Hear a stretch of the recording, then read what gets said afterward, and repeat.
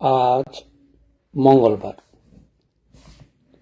23/12/25 সনের রাত 10টা বাংলাদেশ সময় এবং আটলান্টার সময় সকাল 11টা। আমরা পঞ্চম ক্লাস শুরু করতে যাচ্ছি। উদ্দেশ্যটা বলেই আমি আলোচনা করব, একটা কেস টেকিং আলোচনা করব এবং উদ্দেশ্য হচ্ছে আজকের শিক্ষণীয় বিষয় হচ্ছে কি করে আমরা আরম্ভ করব, এলএম পদ্ধতি কেস টেকিং কিভাবে নিতে শুরু করব এবং ক্রনিক এবং অ্যাকুইট ডিজিজের পার্থক্যটা বলেই রোগী দর্শন করে, অর্থাৎ রোগীর কেস টেকিং নিয়ে কিভাবে সিলেকশন করব সেটা নিয়ে আলোচনা এবং একটা কেস টেকিং থাকবে। এবং শিক্ষণীয় বিষয় হচ্ছে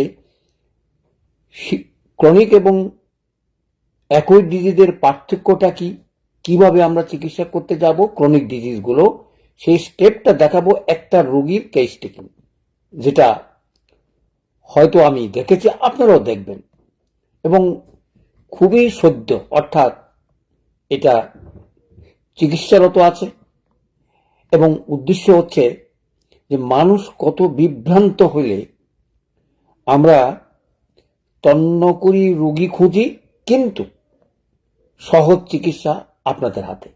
কিন্তু মনে রাখবেন, আমাদের খালি তরুণ রোগের বা অ্যাকুইট ডিজিজের লক্ষণগুলো দুর্বৃত্ত করে চিকিৎসা করার লক্ষ্য নয়, সে উদ্দেশ্যে আলোচনা।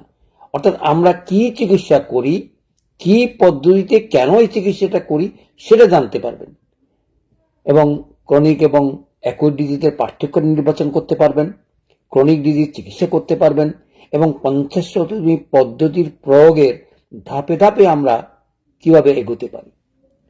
চলে আসি, তাইলে শুরু করা যাক আজকের কেসটিংটা দিয়ে।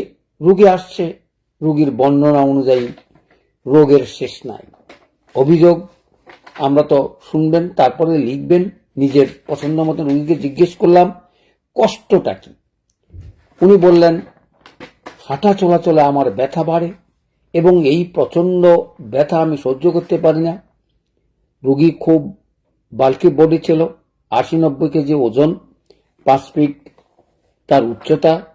তাহলে বুঝতে পারছেন ফ্যাট বডি নিয়ে সে আসছে। মানসিক কষ্ট, আমি যেগুলো পয়েন্টগুলো বলে যাচ্ছি, মানসিক লক্ষণ চিন্তা আছে তার এবং কিছুটা এফেক্ট আছে। আপনারা সব কিছু ডিটেইলস মতো লিখবেন এবং বর্তমান কষ্টের উপরে ভিত্তি করে ওষুধ দেওয়ার চেষ্টা করবেন। যদি আপনি অ্যাকুইট কেস না বুঝেন বা অ্যাকুইট কেসের চিকিৎসা যদি না করতে পারেন, তাহলেই 50তম পদ্ধতি কেন 100তম পদ্ধতি আপনি করতে পারবেন না। যদিও বিভ্রাটে পরিপূর্ণ 100তম পদ্ধতি, আমি সেটা আলাপ করতে যাচ্ছি না। আমরা যারা 50তম পদ্ধতি করি বা করার জন্য চেষ্টা করি এবং যারা ক্রিয়াকলাপ দেখেছেন তাদের উদ্দেশ্যে আমার এই কথা, কারণ এত তাড়াতাড়ি ক্রিয়া আর কোনো জিনিসই দেখা যায় না, সেই উদাহরণ দিয়ে এর চেষ্টা করব। তাহলে রোগীর কেসটা কি ছিল? কেসটা ছিল নাড়াচড়া বৃদ্ধি। তাহলে আপনারা নিশ্চয়ই আপনারা বুঝতে পারছেন।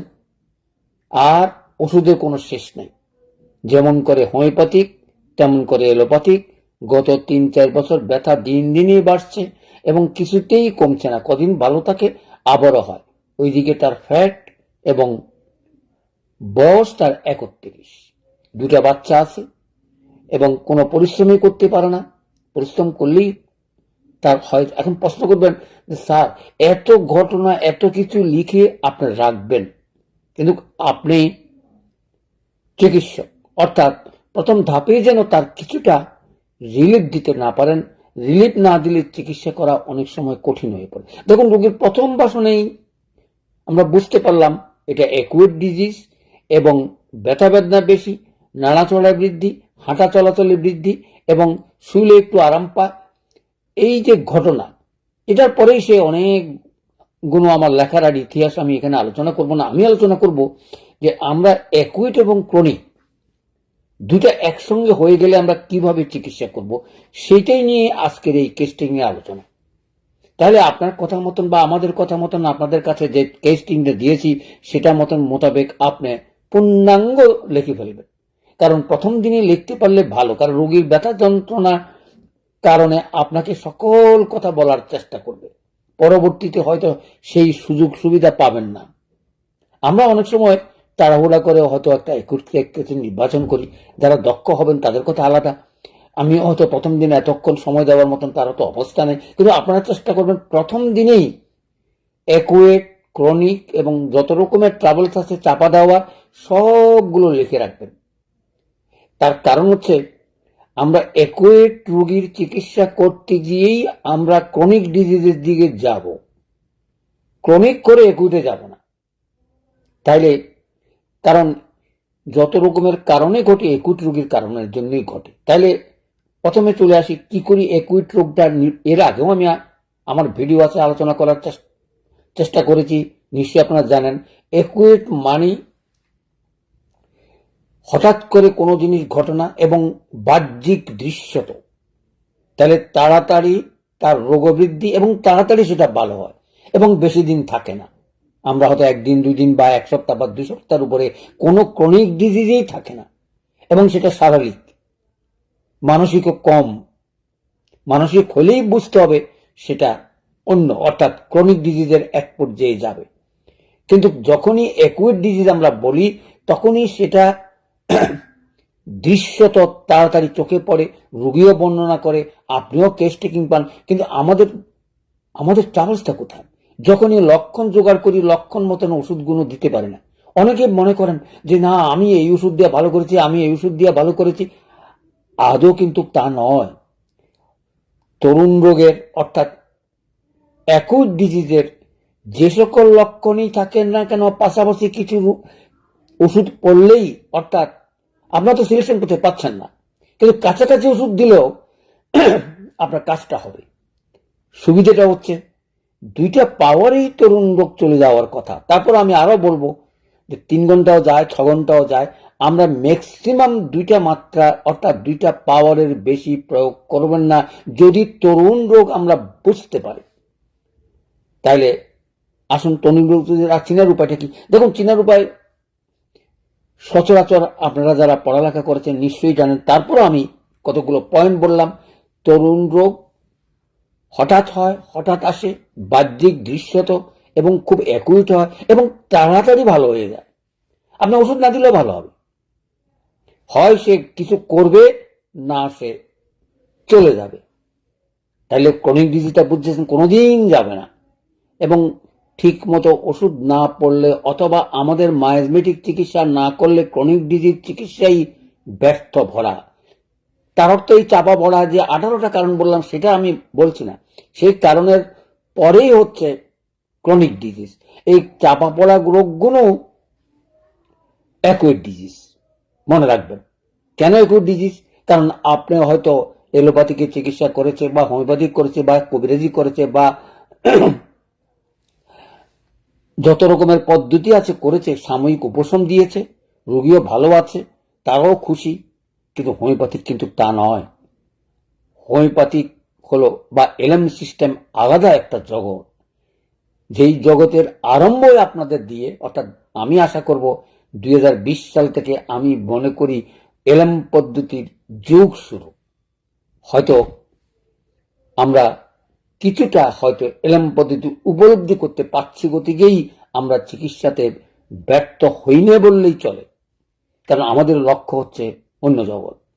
মানুষ যে রোগে শোকে বুকে সেখান থেকে মুক্ত হয়ে যেন আগামীতে 80 থেকে 100 বছর নিরবিচ্ছিন্নভাবে বাঁচতে পারে, সে উদ্দেশ্যে সেই উদ্দেশ্যে আলোচনা। তাইলে একুইট রোগ আমরা বুঝতে পারবো যেটা খুব তাড়াতাড়ি আরম্ভ হয়, হঠাৎ করে হয় এবং যেটা 7 দিন বা 14 দিনের বেশি থাকে না এবং ওষুধ দিলেও ভালো হয়, না দিলেও ভালো হয়।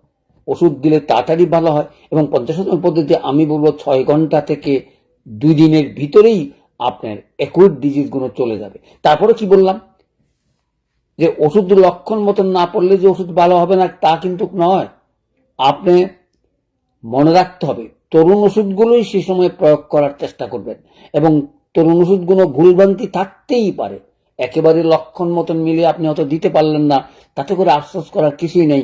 যেটুকু লক্ষণ দিয়েছেন সেটুকু লক্ষণই আপনাকে হয়তো চিকিৎসা করে দেবে। কয়েকটা লক্ষণ গেলেই অনেক সময় তরুণ রোগ ভালো হয়ে যায়। যেমন ধরেন, আমি একটা উদাহরণ দেওয়ার চেষ্টা করি।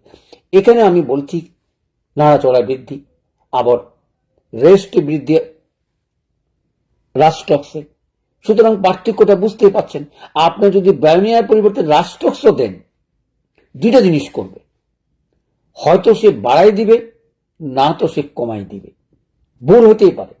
আপনি বেলেডোনা দিতে পারেন, আর্নিকা দিতে পারেন, আরো ওষুধের আমাদের কোনো শেষ নাই। সেজন্য লক্ষণগুলো সবসময় মনে রেখেও প্রয়োগ করা কঠিন হয়, কোনটা দেব কি দেব না। তবে মনে রাখবেন, আমাদের আগের জেনারেশন যারা ডাক্তারি করেছেন, এই সিম্পল ওষুধগুলোর আমি ক্রিয়া কার্যকলাপ দেখে এখন অবাক হই। সেখানে যেমন ব্রায়োনিয়া এত চমৎকার ওষুধ, কেন আমি চমৎকার ওষুধ বলা ঠিক না, কারণ লক্ষণ মতে যে কোনো ওষুধে পড়ুক না কেন, সেটা চায়না হোক, বেলেডোনা হোক, অ্যাকোনাইট হোক এবং ব্রায়োনিয়া হোক বা রাস্টক্সে হোক, কাজ করবে। আপনারা ভয় পাওয়ার কোনো কারণ নাই। বলে স্যার নির্বাচন তো করতে পারেন না।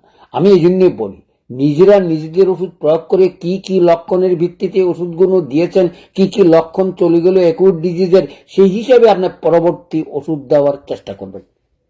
হতেই পারে আপনি একেবারে প্রথম নির্বাচন আপনি করতে পারলেন না, অ্যাকুট ডিজিজ অথবা বেলেডোনা দিলেন, ভালো হলো না, তারপরও আপনি অ্যাকুইট ডিজিজের কথা চিন্তা করে যেহেতু সিলেকশনটা হয় নাই, রোগটা যায় নাই, তাহলে আরেকটু দেখি আরেকটা ওষুধ দিয়ে। কারণ এভাবে একটা দুইটা তিনটা ওষুধ না দিয়ে যদি চিকিৎসা করতে না পারেন, তখন আমার পরামর্শ নেবেন। আর আমি জানি 1, 2, 3 আপনি ফেল করবেন না, পাস করে যাবেন। পাস করার অর্থ এই কথা নয় যে আমি দক্ষ ডাক্তার হয়ে গেছি, আমি এই রোগের চিকিৎসা এইভাবে করে ফেলছি, এই রোগের চিকিৎসা এইভাবে করে ফেলছি। রোগের চিকিৎসা হোমিওপ্যাথিক করে না, মনে রাখবেন। খালি আপনাকে নির্বাচন করতে হবে, রোগটা কি অ্যাকুইট কি অ্যাকুইট নয়। অ্যাকুইট হলে কি করতে হবে, আর অ্যাকুইট না হলে ক্রনিক হলে কি করতে হবে। ক্রনিকের উদাহরণ আমি 3টা জিনিস দিতে পারি। অর্থাৎ ক্রনিক ডিজিজগুলো আস্তে আস্তে বাড়ে এবং এবং খুব ভায়োগারাসলি বৃদ্ধি হয় না, ধীরে ধীরে বাড়ে, তার উদ্দেশ্য খারাপ এবং সেটা খুব ডিপ থেকে শুরু হয় এবং অঙ্গভিত্তিক হয়, অর্থাৎ শরীরের ভিতরে, আর অ্যাকুইট ডিজিজ হচ্ছে বাইরে। বলে স্যার এটা কি বললেন? অর্থাৎ দৃশ্যত যে কোনো বডিতে আমরা দেখতে পারি সেটাই অ্যাকুইট কেস হিসাবে আপনি নির্বাচন করতে পারেন। শরীরের বহিরঙ্গে যদি কোনো জিনিস স্কিন ডিজিজে থাকে, বলে স্যার চর্মরোগ আপনি কি বলবেন, সেটাও বাইরে থাকে। মনে রাখবেন, কি সুন্দর হোমিওপ্যাথিকে ভাগ করি আমাদেরকে বুঝিয়ে দেওয়ার চেষ্টা করে, আমরা বুঝতেই পারি না।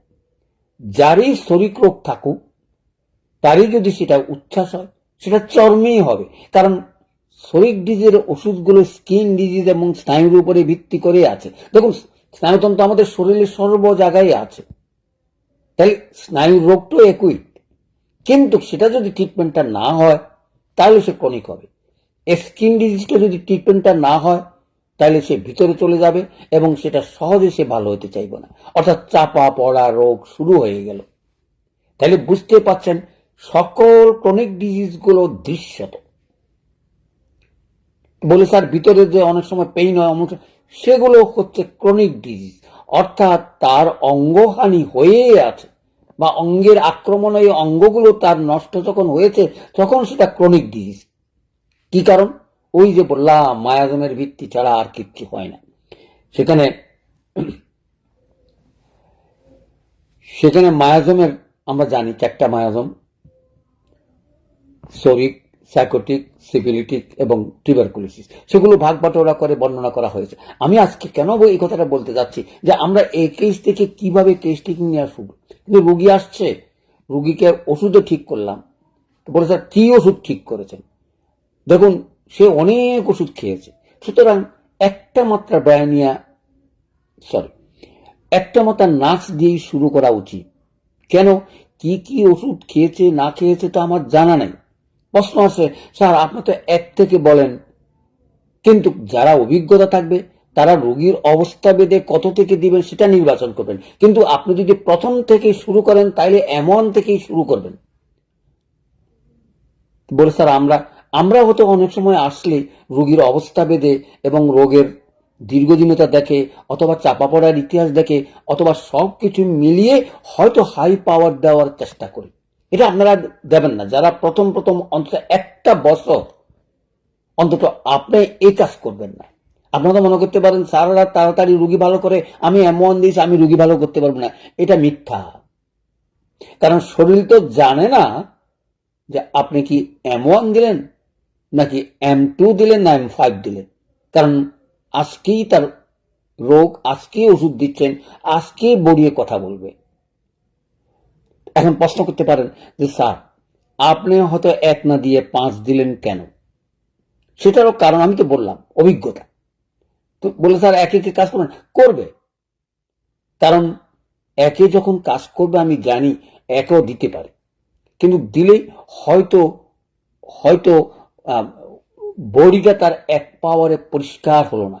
কারণ আমি যদি বুঝতে পারি তার 1 2 3টা পাওয়ার লাগবে, কারণ আমি বহু রুগীকে 1 2 3 দিয়া বা 1 2 দিয়াও কাজ পাই না, গতিকে হয়তো ঠিক করেছি এই বডিতে তার এরকম কোয়ালিটি আছে যে যেগুলো দীর্ঘদিন ভুগছে, অনেক রোগ ওষুধ করছে, তার ভিত্তিতেই হয়তো আমি 4-5 ব্যবহার করি।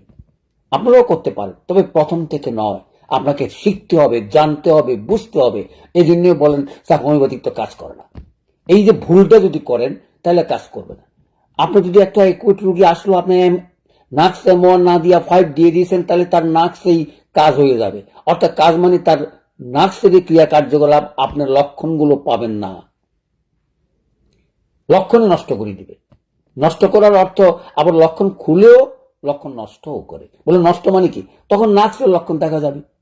নষ্ট মানে অন্য কিছু না। হ্যাঁ, 1 দিন 2 দিন গ্যাপ দিলেই নাক্সের কাজও নষ্ট হয়ে যাবে। কারণ 50 শতাংশ পদ্ধতির সিস্টেম হচ্ছে যতক্ষণ পর্যন্ত দিবেন ততক্ষণে কাজ, তারপর আর কাজ নাই। আমরা অনেক সময় ভুল করে থাকি যে আমরা এলএম পদ্ধতির সিস্টেমে আমরা অ্যান্টিডোটের কথা চিন্তা করি। আজকে থেকে আপনারা মাথা থেকে দূরে ফেলেন। এলএম পদ্ধতির কোনো অ্যান্টিডোটের প্রয়োজন হয় না। তার কারণ রোগটা খুব ডিপে সে কাজ করে, কিন্তু সাময়িক কাজ করেই সে ভেনিশ হয়ে যায়। এই জন্যই এলএম পদ্ধতি। দেখুন, এগুলো বিস্তৃত আলোচনা, এগুলো আলোচনা হয়তো এত ধৈর্য সহকারে শোনার আপনাদের থাকবেন না। স্যার তাড়াতাড়ি করেন, কি করে ওষুধ নির্বাচন করবেন সেটাই বলে দেন। হোমিওপ্যাথিক এত সহজ নয়। সহজ করি বলি গতি গিয়ে বুঝবেন না, এটা এত সহজ নয়। কারণ এখনো আমি আটকে যাচ্ছি, এখনো আমি চিকিৎসা করতে পারি না, বিভ্রাট হচ্ছি যে কত দৃশ্য দেখার আছে, কত দৃশ্য উপলব্ধি করার আছে। আর আমরা তো এমন এক হোমিওপ্যাথি করি, কাউকে নিজের অভিজ্ঞতা, নিজের কথা স্মরণ করিয়ে দিতে চাই না। অর্থাৎ বলতেই চাই না কি ওষুধ দিয়েছি, কেন দিয়েছি, কি মাত্রা দিয়েছি। আপনি দেখবেন ফেসবুকে এবং যেখানেই যান না কেন, দেখবেন সব ওষুধ আপনাদের মুখস্থ, কোনটা কোন পাওয়ার সব মুখস্থ, সব লক্ষণ আমরা জানা আছে। কিন্তু প্রয়োগের বেলা আপনারা না দিবেন 30, না দিবেন 200, তারপরে চলে যাবেন উপরে, তারপরে তার রোগটা চাপা পড়বে, রোগটাতে আর সেই ওষুধে কাজও করবে না, বদনামটা হোমিওপ্যাথিকের, আপনার না। কিন্তু আমাদের এলএম পদ্ধতি কি সুন্দর সিস্টেম। আপনি 1-2 বুঝতে পারবেন ওষুধটা সিলেকশন হইল কিনা। এই জন্য অ্যান্টিডোটের প্রয়োজন হয় না। কারণ এই ওষুধের ক্রিয়া কার্যকলাপ গভীরে কাজ করলেও দীর্ঘদিন সে শরীরে থাকে না। এই সুবিধা দৃষ্টি অনেকে হয়তো বলেন যে স্যার আমরা মায়াজমেটিক অর্থাৎ ম্যাডোরিনাম অথবা আমরা যেটা রোগজ ওষুধে বলি নশস ওষুধগুলো আমরা উপরের থেকে দেব। যুক্তি কি? ওই আগে থেকে ট্রেডিশন, আগে থেকে দিয়ে আসছি 200-300 সিএম ডিএম, এখনো আমরা মনে করি সেটা। আমি কখনো আপনাদেরকে বলবো না এই পাওয়ারগুলো সেভাবে ব্যবহার করার। এক থেকেই শুরু করবেন। হতে পারে বলে স্যার একটু আগে আপনি বললেন নাচটা দেখে আপনি পাওয়ারটা ব্যবহার করেছেন, সেটা হচ্ছে ক্রনিক ডিজিজ, অ্যাকুইট ডিজিজ, অর্থাৎ অ্যাকুইটের ব্যাপারগুলো পরিষ্কার করার জন্য। কিন্তু নশস ওষুধ বা অন্য কোনো ওষুধ এলএম পদ্ধতিতে আপনার ধরিয়ে হাই পাওয়ারে যাবেন, এটা এই ভুল করবেন না। কারণ আমরা জানি না এই ক্রনিক ডিজিজটা M1 এ ভালো হবে না M2 তে ভালো হবে, বা ভালো হওয়ার শুরু হলেই তো আমি যাব। আর ভালো হওয়া যদি শুরু না হয়, আমি কেন ক্রনিক ডিজিজের ওষুধ দিতে যাব? আমার তো প্রয়োজন নেই। আমি M1 M2তেই নির্বাচন করে দেবে যে আপনার ওষুধটা ঠিক আছে কি ঠিক নাই। যাই হোক, এগুলো আরো আলোচনা যখন করতে যাব তখন হয়তো বিস্তৃত আলোচনা করার চেষ্টা করব, কারণ আমার উদ্দেশ্য হচ্ছে আগামী 1 জানুয়ারি 2026 সাল থেকে আমরা যেন কেস টেকিং গুলো অ্যানালাইসিস করে নিজেরই দক্ষতার সঙ্গে ওষুধগুলো প্রয়োগ করতে পারি। কিভাবে কেস টেকিং নিয়ে শুরু করব। অনেকে হয়তো সেটা থেকে বঞ্চিত হয়ে থাকেন যে স্যার আমরা তো আরম্ভই করতে পারি না, ওষুধ দিলেই বেড়ে যায়, ওষুধ ঠিক করতে পারি না। আবার ঠিক করলে যেহেতু আমাদের ট্রেডিশন, অর্থাৎ হাই পাওয়ার দেওয়া 1-2 থেকে আমরা শুরুও করতে পারি না। সব যত বই পড়েছি সেখানে লেখা আছে সব কিছু হাই পাওয়ার, এবং তারা বড় বড় রোগ ভালো করে ফেলেছে। দুর্ভাগ্য কি জানেন? দুর্ভাগ্য যারা ভালো করেছে অতীতে, তাদের জ্ঞানের গভীরতা দেখলে সম্মান করতে হয়। কারণ আমাদের মতন এত কম পড়ালেখা করি, কম জেনে হোমিওপ্যাথিক করা অনেক কঠিন। তারপরও সহজভাবে বলার চেষ্টা করেছি। অর্থাৎ দীর্ঘদিন 50 শতকে প্রয়োগ করে দৃশ্যত দেখেছি যে কত তাড়াতাড়ি কাজ করে। তাড়াতাড়ি কাজ না করলে দোষটা আপনার নয়, ওষুধের। বলে স্যার এটা কি করলেন? ওই যে বললাম, ওষুধে যদি কাজ না করে তাহলে আপনার দক্ষতা দিয়ে আপনি কি করবেন? আপনি তো ফেল করবেন। সুতরাং ওষুধগুলো যদি সঠিক হয়, মাত্রাটা যদি ঠিক থাকে, মাত্রা আমার মনে হয় আমি এতদিন পর্যন্ত মাত্রা নিয়ে আর বলি না, কারণ একবারে বলে দিয়েছি মাত্রা, এবং খুবই সহজ। কারণ এটার বৃদ্ধি নাই, অ্যান্টিডোট নাই, তারপরে ক্রিয়া কার্যকলাপের গভীরতা নাই। অর্থাৎ দীর্ঘদিন একটা ওষুধ দিলেন, আপনার অবজারভেশনে চলে গেলেন, এই সিস্টেম এলএম পদ্ধতিতে নাই। যা কিছু হয় একদিন দুদিনই বুঝতে পারবেন আপনার ক্রিয়া কার্যকলাপ হয়েছে কিনা, ওষুধটা চলবে কিনা, মাত্রাটা কি হবে কিনা। অর্থাৎ ডেলি কমাত্রা করে দেবেন, আপনার এমপাওয়ারকে কভাগ করে দেবেন, সেটা অ্যাবসলিউটলি আলোচনা করা হয়েছে। সেগুলো নিয়ে আমার মনে হয় কারো বাধা থাকার কোনো উচিত না, যদি আমার ভিডিওগুলো দেখে থাকেন। আজকে আমার আলোচনার উদ্দেশ্যটা কি? উদ্দেশ্য হচ্ছে অ্যাকুইট এবং অ্যাকুইট থেকে কিভাবে আমরা ক্রনিকে যাব, এবং অ্যাকুইট রোগীর অ্যাকুইট এবং ক্রনিক ডিজিজের পার্থক্য, লক্ষণগুলো জানা, এবং সেই টেস্টিংটা দিয়ে আমি একটা চিকিৎসা করেছি সেটাই বললাম। তাহলে চলে আসে,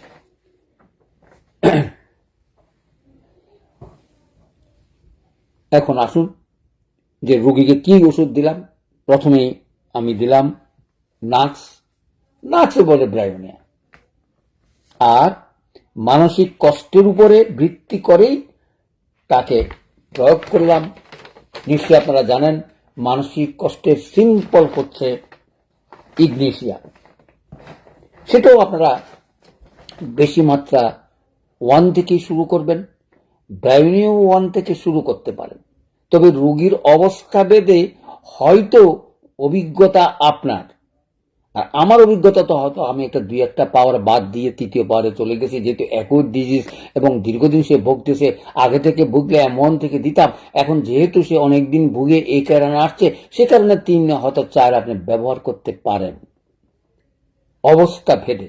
তার বলে আমি বলবো না যারা নতুন ডাক্তারি করেন, নতুন চিকিৎসা করতে চান, তাদেরকে অনুরোধ করব M1 থেকে শুরু করবেন, কারণ বডি জানে না যে এটা কি M1 না M5। বডি জানে তার লক্ষণ, এবং লক্ষণের ভিত্তিতে সেই ওষুধ কাজ করে। আমাদের যে ওষুধগুলো কিভাবে টেস্ট করা সেটাও আপনাদের পড়ে রাখা উচিত, জানা রাখা উচিত। আমি আর আজকে আলোচনা করতেছি না। প্রত্যেকটা ওষুধ হিউম্যান বডিতে, আমাদের বডিতে আপনার প্রয়োগ করে যেই যে লক্ষণগুলো পেয়েছে সেগুলোই লিপিবদ্ধ করা হয়েছে। কি বিজ্ঞান এখানে অবস্থান করছে। তারপরও হোমিওপ্যাথিক কোনো বিজ্ঞানের ধারে না। অর্থাৎ বিজ্ঞানের ধারে মানে এটা যারা এলোপ্যাথিক বা যারা বিজ্ঞান পড়ে তারা মানে না। মানানোর অর্থটা কি জানেন? অর্থটা হচ্ছে আমরা বিজ্ঞান বুঝি না, বিজ্ঞানেরও জ্ঞান আমাদের কম। কারণ এক একজনের যেহেতু প্র্যাকটিক্যালি চোখে আঙ্গুল দিয়ে দেখাতে পাচ্ছি না, তাই বলে যে এটা কাজ করে না তা কিন্তু না। আপনার হাতে কাজ করলে আমার হাতেও কাজ করবে, সবার হাতে একই কাজ করে, গতিকেই এটা বিজ্ঞান।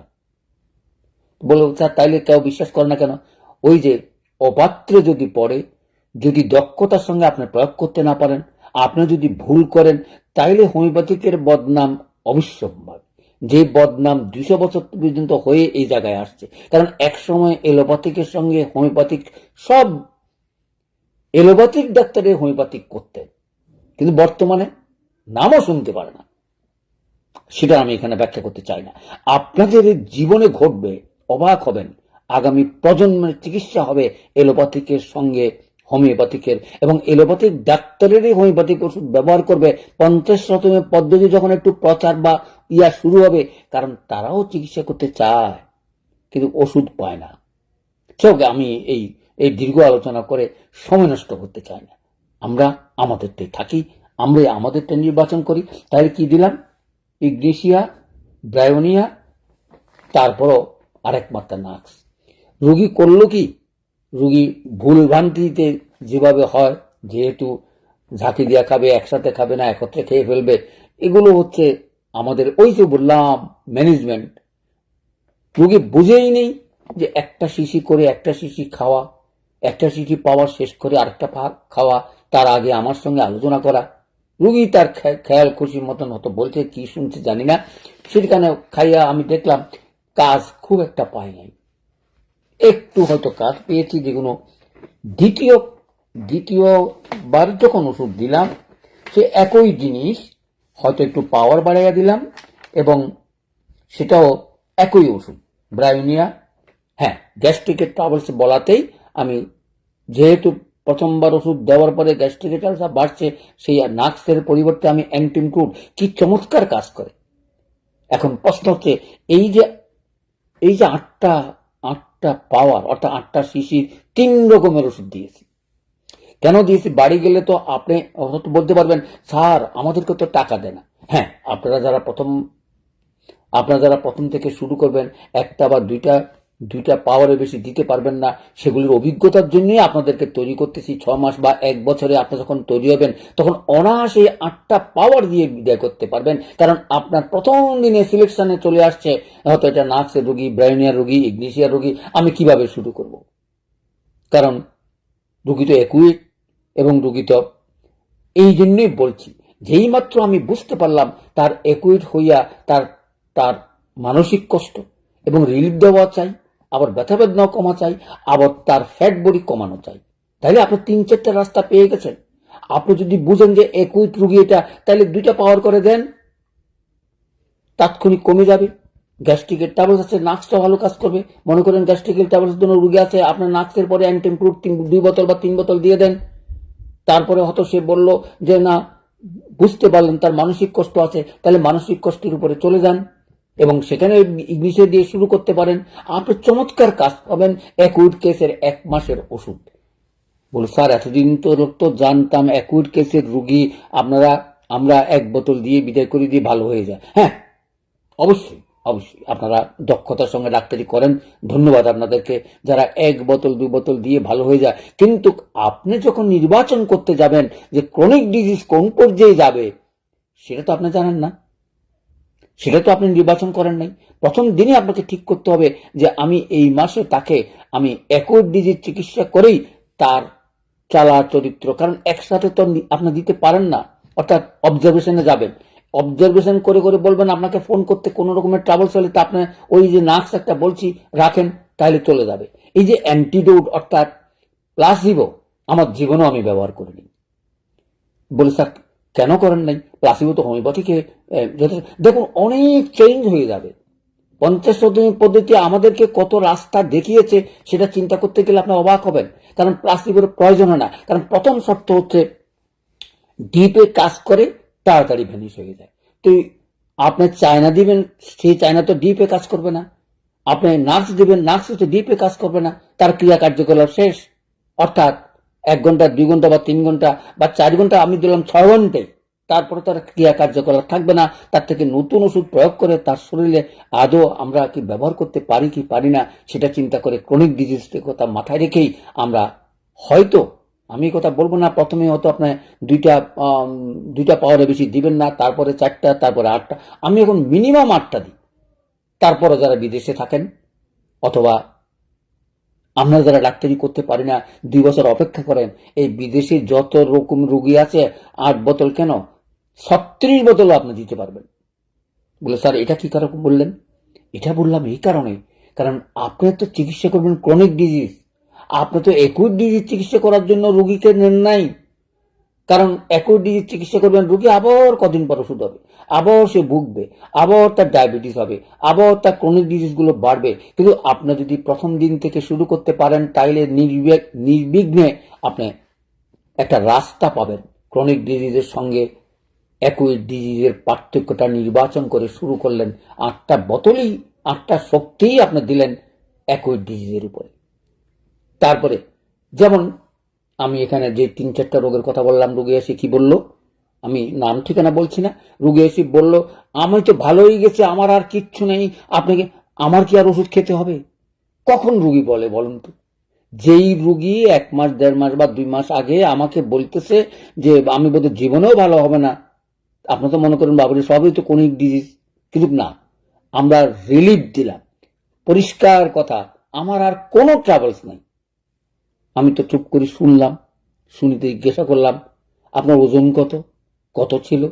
তো আপনি বলেন তো, যার 82 কেজি ওজন থেকে তার হয়তো কমে আনছে, তারপরেও 64 কেজি যদি একটা 5 ফিটের ওজন হয় মহিলাদের, নিশ্চয়ই আরো 10 কেজি কমাইতে হবে। তার মানে ফ্যাটি লিভার তার আছে। যে নির্বাচনগুলো ওষুধের সিলেকশন করবে কিভাবে, কোন অঙ্গে অঙ্গে তার খারাপ, যেমন গ্যাস্ট্রিকের ট্রাভেলস থাকতেই পারে, লিভার ট্রাভেলস হলেই এটা হইতে পারে, এবং লিভারের থেকে ফ্যাটি লিভার হবে এবং স্বাভাবিক ওজন বৃদ্ধি পাবে। ওই যে বললাম, অঙ্গের উপরে চলে গেছে। এখন আপনার সাইকোটিক কি, সিভিলিটিক কি, টিউবারকুলোসিস কি ওষুধ তখন নির্বাচন করতে হবে। তখনই নির্বাচন করার এই সুযোগ। কারণ সে তো বলতেছে আমার কোনো ট্রাভেলস নাই, খাওয়া দাওয়া পায়খানা প্রস্তাব সব ঠিক আছে। তাই বলি কি রোগীর চিকিৎসা হয়ে গেল? তাই বলি কি এটা আবার আক্রমণ হল না? আপনি ওষুধ না দেন না, 1 মাস পরেই দেখবেন সেই আবার আগের মতন সব হয়ে যাবে। কারণ ব্যথা হলে সে প্যারাসিটামল খাবে, গ্যাস্ট্রিকের ট্রাবলস হলে গ্যাস্ট্রিকের ট্যাবলেট খাবে, লিভারের উপরে স্ট্রেস পড়বে। কারণ লিভার তো লিভার তো এমনি তার ফ্যাটি বডি, লিভার আগেই থেকেই ড্যামেজ হয়ে আছে। তাইলে আপনাকে সেইগুলো নির্বাচন করে আপনাকে ঠিক করতে হবে। সেজন্যই বলছি, কারণ এই যে ক্রনিক একটা একটা অ্যাকুট ডিজিজের রোগী যখন বলে ডাক্তার আর তো ওষুধ খেতে হবে না, আমি সব ভালো আছি, কিন্তু আপনি তো ডাক্তার। আমি বললাম ভালো আছেন, আমিও মনে করি খুবই ভালো করছেন, এরকম কেউ বলে না আপনার মতো এত ভালো রোগী ভালো না। তার মানে আমাদের শুরু, আমরা আমরা আরম্ভ করব চিকিৎসা, যেটা ক্রনিক ডিজিজ বলা হয় সেটা। তাহলে চলে আসি, নির্বাচন হলো ক্রনিক ডিজিজ, ফ্যাটি লিভার, ওজন বেশি, এবং আপনারাও এবার ওষুধ দিয়ে তার চিন্তা করতে কোনো রকমের কষ্ট হবে না। যদি সে কোনো অভিযোগই না করে, তাহলে আমি ফাটিলক্কা দিয়ে শুরু করতে পারি ওজন কমার, এবং লিভারের উপরে স্ট্রেস দিয়ে ল্যাকুবোডিয়াম দিতে পারি, অথবা অন্য যেগুলো আমি নির্বাচন করব সেই হিসাবে আমি ওষুধ প্রয়োগ করা ঠিক করব। হ্যাঁ, লাস্টে আমি কি ওষুধ দিয়েছি সেটা একটু বলি, না বললে হয়তো আপনারা দেখুন হোমিওপ্যাথিক কত সুন্দর। আমি কথা বলছি না, কারণ এগুলো আমি প্রয়োগ করেছি, তার তো রেজাল্ট এখনো আসে নাই, আমার আর দরকারও নেই রেজাল্ট। আমি বুঝে গেছি কিভাবে কি করব। আপনারা তো মনে করবেন যে স্যার এই নির্বাচন যদি আমরা করতে পারি তাইলেই তো চিকিৎসা শিখতে পারবেন, তা না হলে চিকিৎসা শিখতে পারবেন না। সেই জন্যই এই 2026 সাল এলএম কোচিং সেন্টারে ভর্তির আহ্বান জানাচ্ছি। কেন? আমরা যেন এই ট্রেনিংটা নিয়েই অন্তত 10-15-20 হাজার বা অনলাইনে সারা বাংলাদেশের চিকিৎসা আপনারাই করতে পারেন। চিকিৎসা না করার কোনো কারণ নাই। চেম্বার দিয়ে বসলাম, রোগী আসবে, কোনো ভাবিয়েন না। আপনি প্রেসক্রিপশন করেন, না পারলে ঘরে বসে প্রেসক্রিপশন করেন, ওষুধের ব্যবস্থা আমরা করে দেব। আর না পারলে আপনি ওষুধ নিয়ে আপনি সারা বাংলাদেশে অনলাইনে করেন। চেম্বারের বসার দিন শেষ। 1 লক্ষ টাকা 2 লক্ষ টাকা খরচ করে চেম্বার দিলেন, তারপরে ইনকাম হলো না, রোগী আসলো না, চিকিৎসা করতে পারলেন না, তারপরে করলেন যে তাও হোমিওপ্যাথিক ছেড়েই দিলাম। কিন্তু না, আপনি শুরু করেন অনলাইনে। কারণ কারণ একটাই, কারণ আপনি অ্যাকুইট ডিজিজও জানেন, আপনি ক্রনিক ডিজিজও জানেন। কেন এই কথাটা বললাম?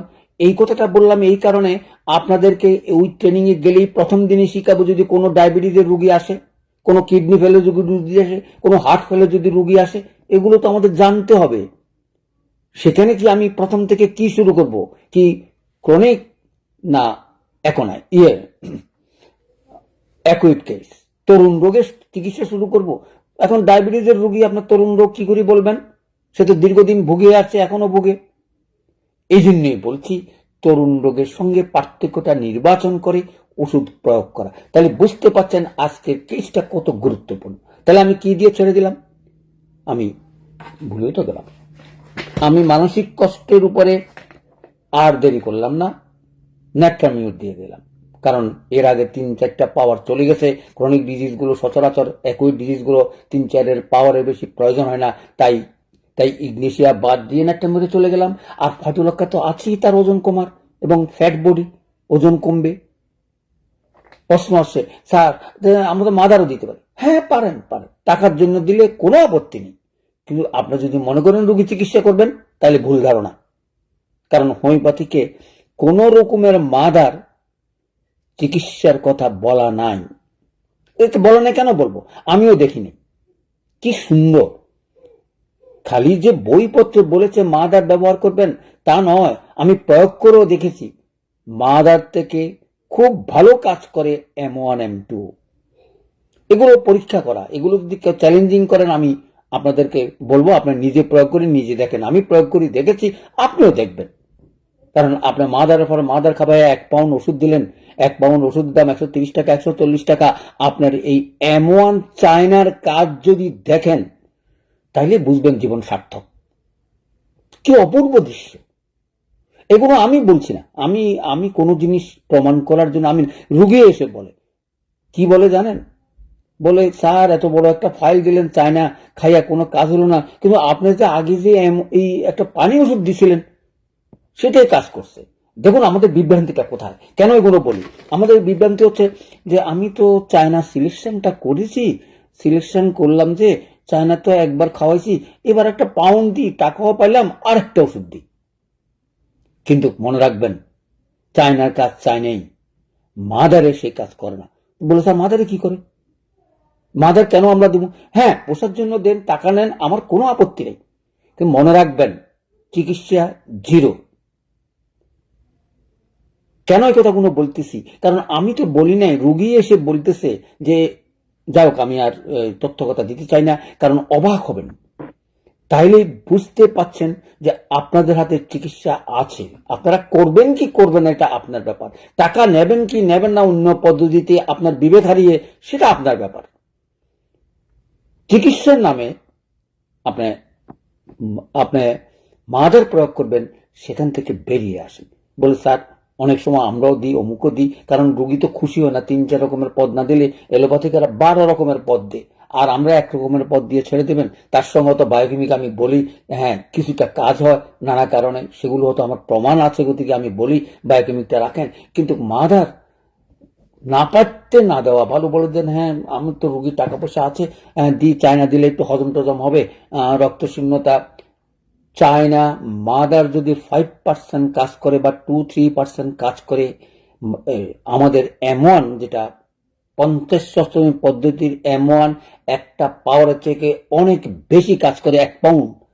1 পাউন্ড মাদার খাওয়াবেন, যে কাজ করবে না এক M1 চায়না তার থেকে বেশি কাজ করবে।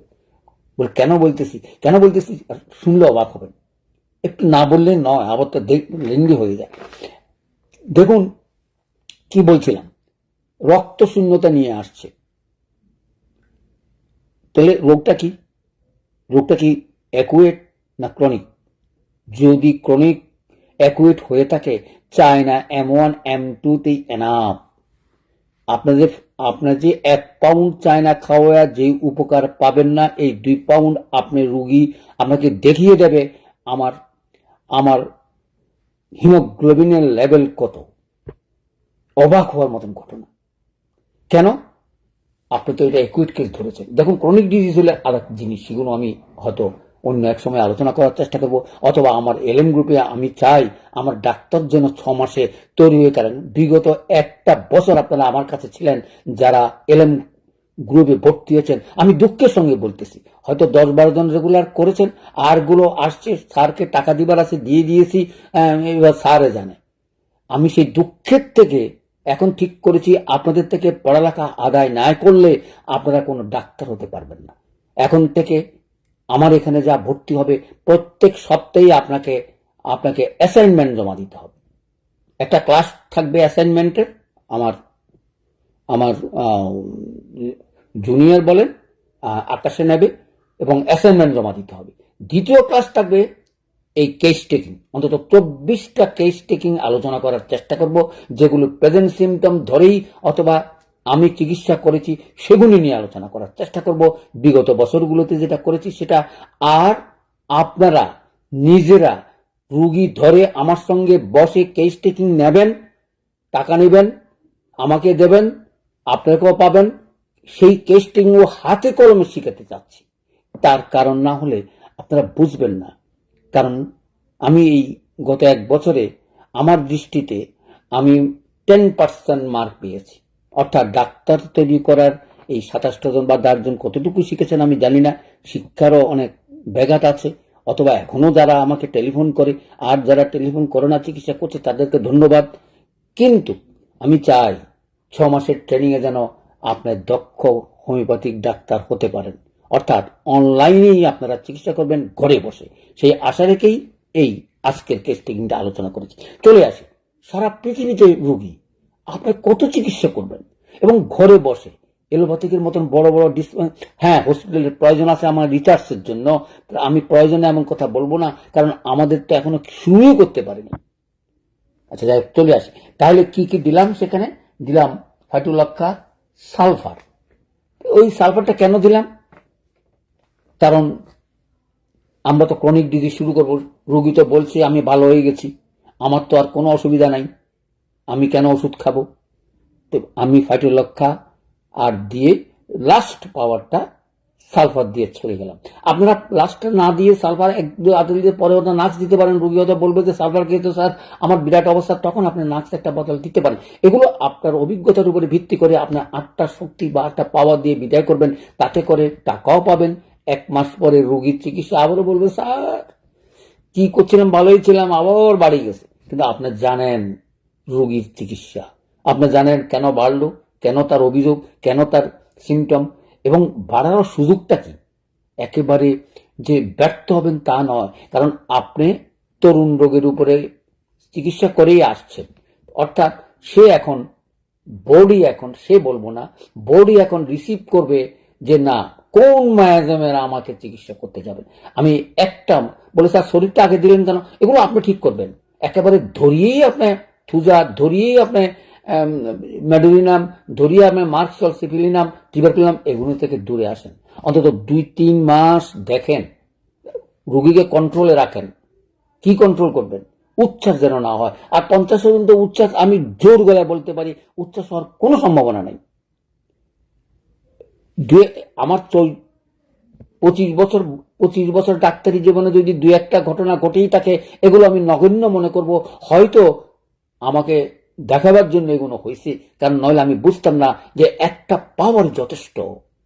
একটা মাত্রার একটা পাওয়ারের ডিপ সিটেড রোগী যদি ভুলক্রমে প্রয়োগ করেন, তাইলে আপনি ওই যে কথা বললাম, প্রথমেই আপনি শরীফ মাজামের উপর আঘাত দিয়ে আস্তে আস্তে যাবেন, তাড়াহুড়া করে প্রথমেই সিভিলিটিক মাজাম অথবা সাইকোটিক অথবা টিউবারকুলোসিস মাজামের উপরে যাবেন না। ওষুধগুলো ভাগ করে আমি বুঝিয়ে দিয়েছি কিভাবে ওষুধগুলো প্রয়োগ করবেন, সেই ভিডিওগুলো দেখার আহ্বান জানাচ্ছি, ইউটিউবে আছে, তাহলে বুঝতে পারছেন। তাহলে আজকের ঘটনাটা কি শিখলাম? আজকে আর চলে আসি, আর বেশি দূর আলোচনা করব না। আমরা হয়তো জানুয়ারির আগে হয়তো আর ক্লাস নাও আনতে পারি, চেষ্টা করব, কারণ এখনো ব্যস্ততা আছে। সুতরাং 1 তারিখের যারা যোগদান দেন নাই, অর্থাৎ এলএম কোচিং সেন্টারে যোগ দেন নাই, তাদেরকে অনুরোধ করব 30 তারিখের আগেই যেন আপনারা যোগ দিয়ে এই ক্লাসগুলো মিস না করে, অর্থাৎ আমরা যেন হোমিওপ্যাথিকের নবতম যুগে নবতম ডাক্তার হয়ে মানুষের সেবা দিতে পারি। এহেন কোনো রোগ নেই আপনাদের ভালো হবে না। তবে অ্যাকুইট ডিজিজ করেই যদি আপনি মনে করেন আমি হোমিওপ্যাথিক শিখে গেছি, আমি বিজ্ঞ ডাক্তার, অনেকেই ফেসবুকে লিখি ফেলে আমি এই ওষুধ ভালো করেছি। আরে আপনি ওষুধ না দিলেও অ্যাকুইট কেস ভালো হয়।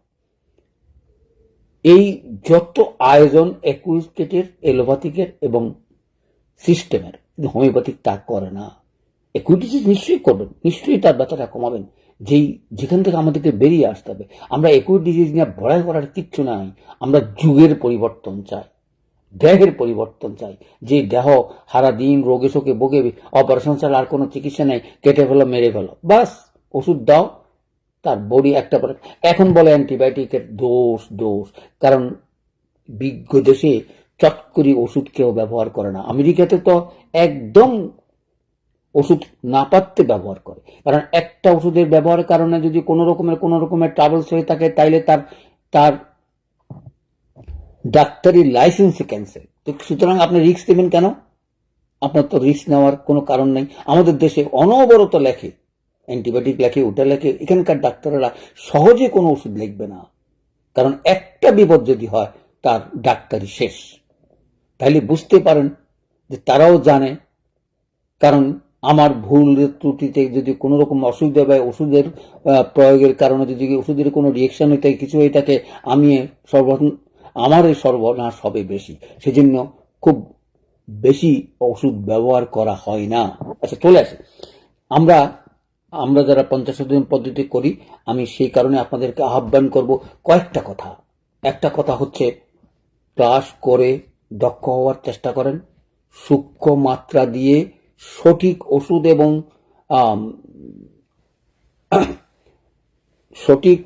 এবং খাঁটি ওষুধ দিয়ে সেবা দেওয়ার চেষ্টা করেন। তাহলেই আপনাদের কাছে সহজ সরল হবে আগামী দিনের সকল রোগের চিকিৎসা দিতে। এই আহ্বান জানিয়ে আমার এই ভিডিওগুলো প্রচার করার চেষ্টা করবেন, কারণ একটা আদর্শ নিয়ে আগামী 6 মাসে আমি একটা টাইমিং দেখতেছি। আদৌ এই 6 মাসে আমি কতটুকু সাকসেসফুল হবো নির্ভর করবো আপনাদের কোঅপারেশন উপর। আপনারা আমার সঙ্গে কতটুকু থেকে যে ডাক্তারি কোনো করতে পারবেন, সেই আশা রেখেই আজকের এই আলোচনা শেষ করছি। ধন্যবাদ সবাই।